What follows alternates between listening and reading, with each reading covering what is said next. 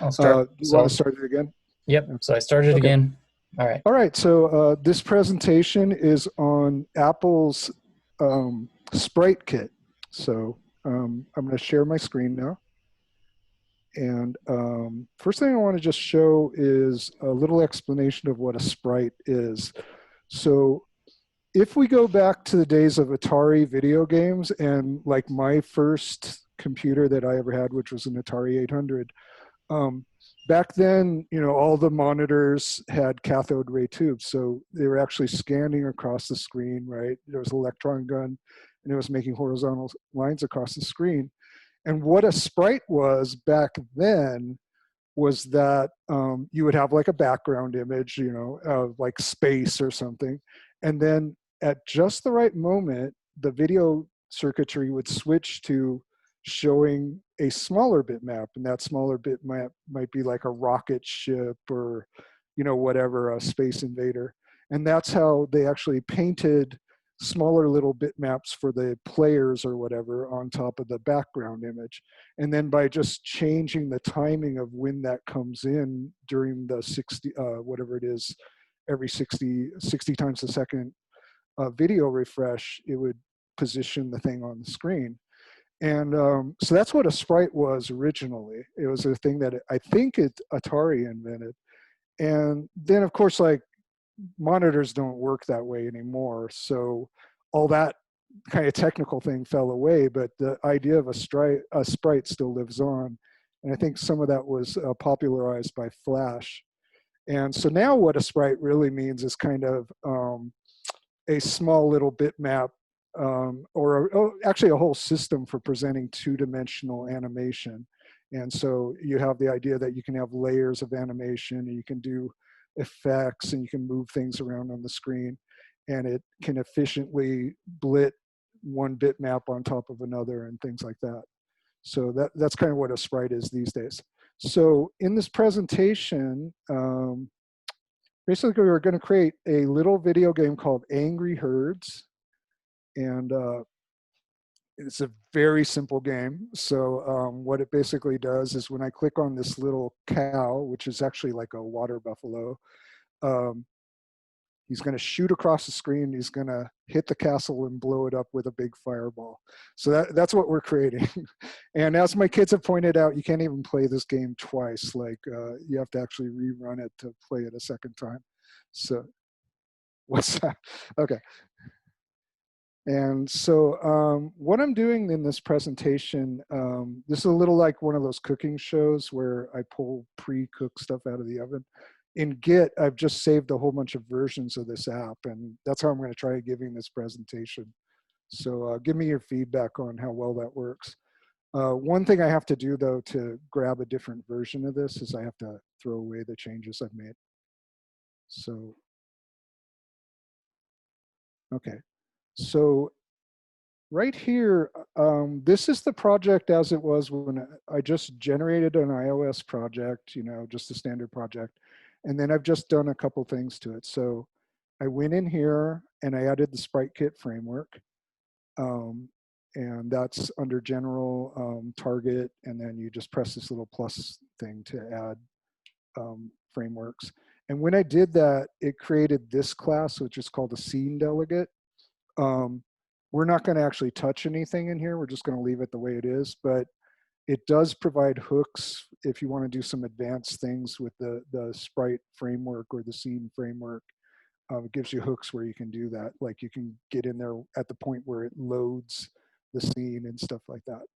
But, and then the other thing I did in the project is I just added some graphical assets. So these are just ping files in different resolutions. So we've got our cow, and we've got our castle that we're gonna storm. Yes? Okay. Okay, so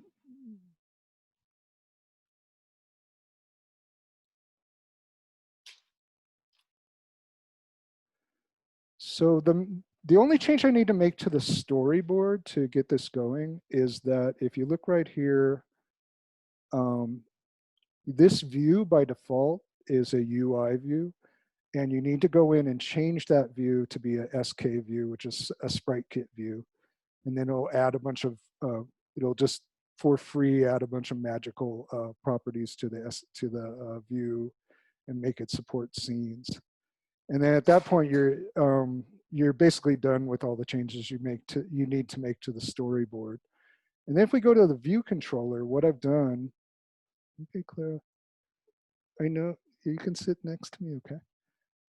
So what I've done is I've added a scene, and then as a child of the scene, I create a sprite node from the graphical asset I have, and then I just basically present that scene. And going back here, to explain that a little better, the structure, how do I make this thing go out of the way?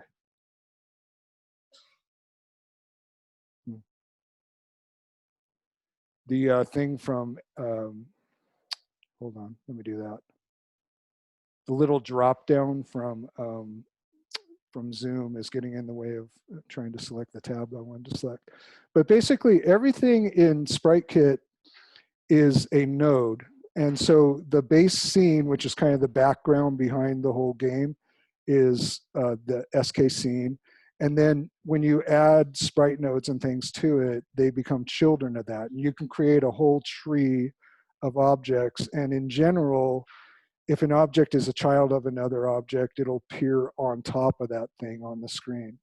So going back to this, when I added this bull node, it's basically going to put the bitmap for that on top of the background scene. So let's run that.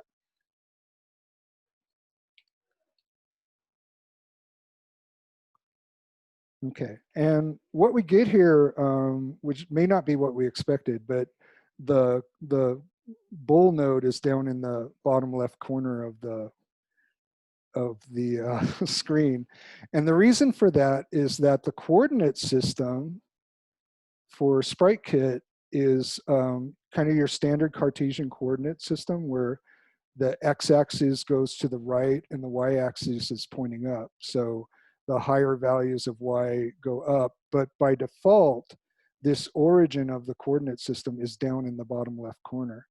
And so if you want that, very standard thing that a lot of people do when they start something with SpriteKit is they'll go in and change where the origin of its coordinate system is. And you do that by setting the anchor point.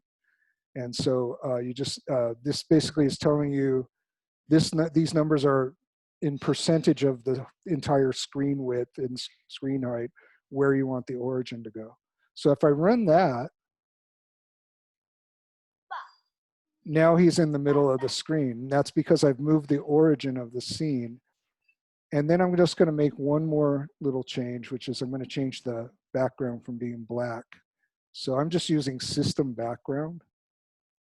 And it'll turn out that that system background happens to be white. It could be some other color. I didn't want to use a specific color. But now our game doesn't actually do anything. Like when I click on the cow, nothing happens. So we'll add that in. So, oh, wait a minute. I have to do this little trick.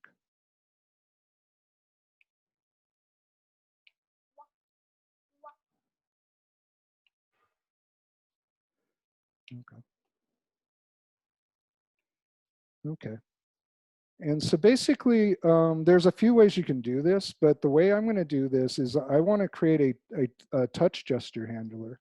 And so I'm going to, I could put it inside the view controller class, but to make it kind of more self-contained, I'm actually overriding the sprite class and I'm creating a subclass of that.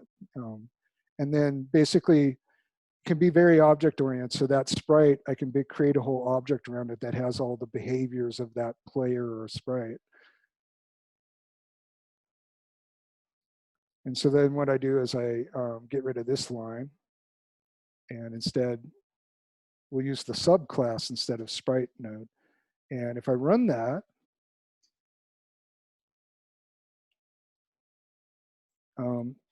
it still doesn't do anything. And the reason for that is that by default, sprite node's user interaction is turned off. So you have to add basically to the class Joe, you can help me out on this, is in Swift, are these called properties, or what's the proper term for this kind of thing? Um, yeah, so that's a computed property the way you've got it right A now, computed, okay, a um, computed property. And this one but no happens to setter. be basically you really only has get, so it's kind of read only. If I wanted to make a property that can actually be read write, I would actually add some code to the set function. But basically, now that I've enabled user interaction, when I run this code again, clicking on the cow will make it spin around.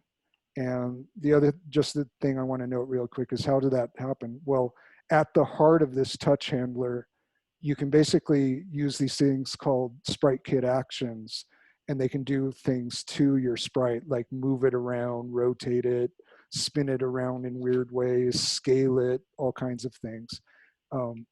And so,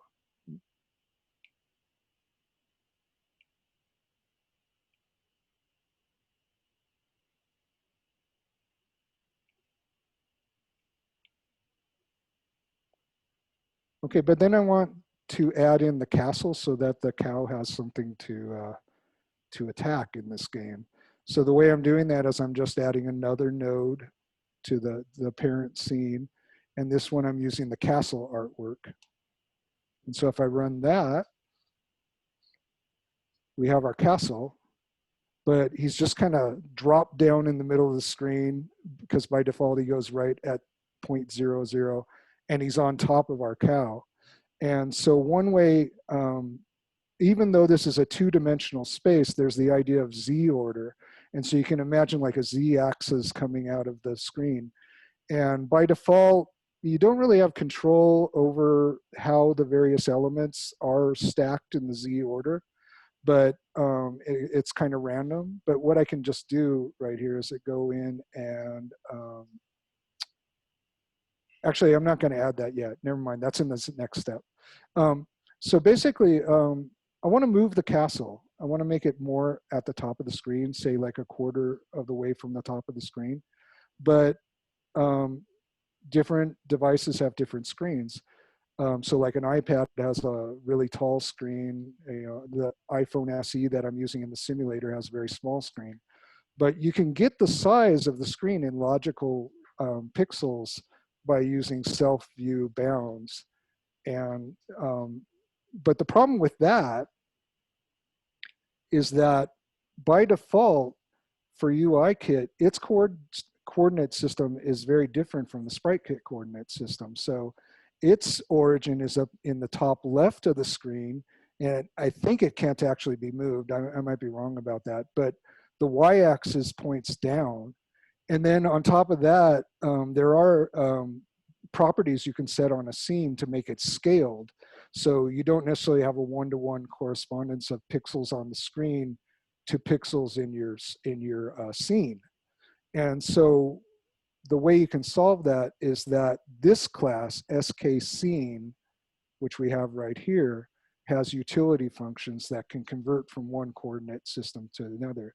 So here, I'm getting coordinates that are in the screen UIKit coordinate system, but I don't have to do a lot of math because I can just plug those into this function and then it'll translate it to the scene coordinate system. So if I run this again, our castle's now about a quarter away from the top of the screen and everything's fine.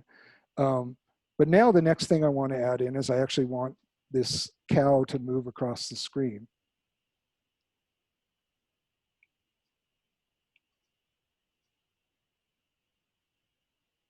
Let's see, make sure I'm on the right one.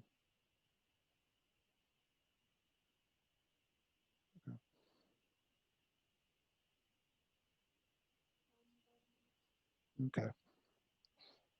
So the way I can do that is I can add another touch handler. And at the heart of this touch handler, there's another one of these actions, but the other one caused the sprite to rotate, but this one's actually going to cause the sprite to move from the bull node sprite to move from where it was to the position of the castle.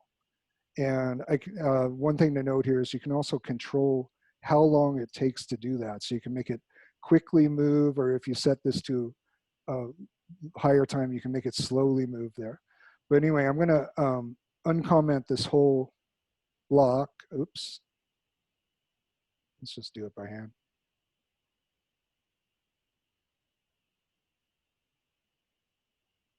Wait a minute. I may have actually messed that up. Okay, there you go.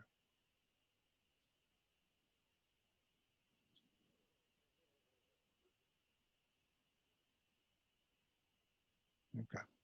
And one problem we have here is this isn't going to compile. And the reason that's not going to compile is just that some of the variables that it wants to use are local. And so like this is local to this function, bool node is local to the viewDidLoad function, and a few others. So I'm going to make them class variables. And when I do that, this function is fine, but now the viewDidLoad is a little broken. So what I need to do there is change it so it's initializing these things as class variables.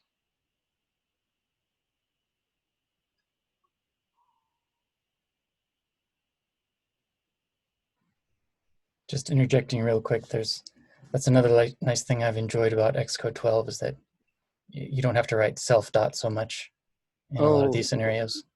Oh, yeah. That's nice. And this still doesn't work. And that's because I made some of these variables optional variables. So one thing you do in Swift when you're in that situation is you can add a guard statement. And basically what this is doing is unpacking the optional, making sure that it's it actually has a value. And one nice thing in Swift is, if you'll note in this code, is that I don't have to think up another name. I can use the same name for the local variable. And so what we're doing here is I'm basically taking an optional class variable and I'm making sure that it's not nil, and then I'm assigning it to a local, well, actually, I don't know, it's not a variable. It's actually, in this case, it's a constant. And then I can just use that for the rest of the function. So once I've made sure that scene is not nil, I can use it without any kind of worrying about whether it's optional or not. And in this case, since I'm creating it right here, I know that like if this guard fails, something's really wrong. So I just went for saying, okay, if it fails, I'm just going to say it's a precondition failure, and just have the program stop. That might not always be what you want to do depending on what's going on. Okay. And now everything should compile.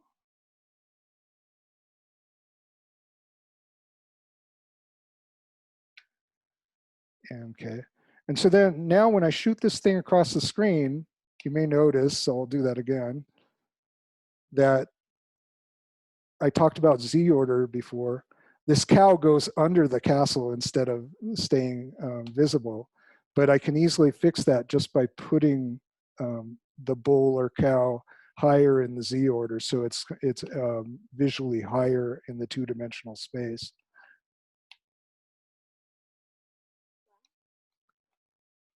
Okay, now when I click him, he goes to where the castle is positioned and he stops. And then the final thing we want to do, because the game's a little bland, is want to add a special effect. And so here I've added what's called a, and I have to look what they're called again. They're called SpriteKit particle files. And they're basically special effects files. So this one's a fireball. And I'll show you in a second how to create those. But basically I've added this to the project. And then to incorporate this into my program, I'm basically going to this touch gesture handler. And where I had just a thing that runs an action that moves the bull to a new location, I basically am going to have that same code, but I added a completion closure to it so that after it moves the bull to the castle's position, it'll run this code. And what it does here is I create something called a SpriteKit emitter node using my special effect. I add it to the scene, and then I'm going to remove the other sprite, and then it'll look like it's turned into an explosion. So.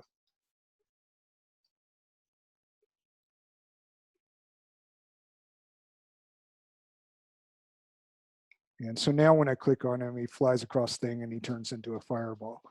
And the great thing about this, because I had no idea this was in Xcode, but if you ever really just want to be waste a lot of time at work or goof off, you can go into Xcode and you can create one of these files. They're called SpriteKit particle files. And when you create one, it's not just fireballs. There's all these different effects you can create. So like you can create snow, and it'll create a special effects file with a snow effect. And then you can sit here and play with it in the editor. So you can change the background color. You can change all kinds of things about it. You can change how fast the effect goes, the rotation. Like if I want to make the snow go really fast, I can set this to 200, and then so it's snowing more quickly. And you can sit here and play and waste a lot of time. But I had no idea this was in Xcode, and I was kind of surprised because it's in a way kind of a silly feature, but but it's kind of fun to play with. So that's the end of our presentation. I'm just going to run the game one more time just to show the finished product.